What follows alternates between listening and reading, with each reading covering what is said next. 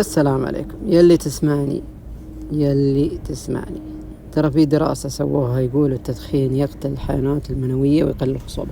شايفين الكلام اللي مكتوب هذا فعلا كلام صحيح 100%. سنة سنتين ثلاثة تلقاك ما عاد تلبح على الأول، تلقاك مرة تطيء على وجهك من التعب ولا ما عاد لك قدرة لا جنسية ولا قدرة في الخصوبة والسبب هذا العفن. فعشان تبطل حاول انك اول اسبوع ثاني اسبوع وان شاء الله انك تقدر تبطل، بس اهم شيء تبعد عن المدخنين. لا تنسوني بالاشتراك في القناة واللايك. جعل والدك مجد.